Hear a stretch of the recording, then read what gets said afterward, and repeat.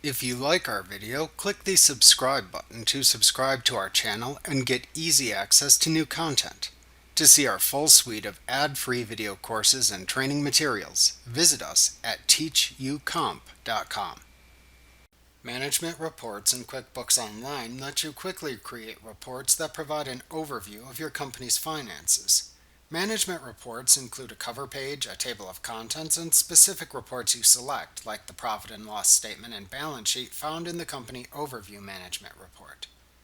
There are 3 management report templates available in QuickBooks Online Plus. These are the Company Overview, Sales Performance, and Expenses Performance templates. Each report shows information about your company with a professional layout. To view the Management Reports page in QuickBooks Online, click the Reports link in the navigation bar. Then click the Management Reports tab in the page that opens to the right to view the management reports. To quickly view a report, use the Report Period drop-down in the row of the report you want to run to select a report date range. Then click the View link under the Action column in the desired reports row to open the report in a PDF viewer in the Print Preview window that opens. To print the report, click the Print button in the PDF Previews toolbar.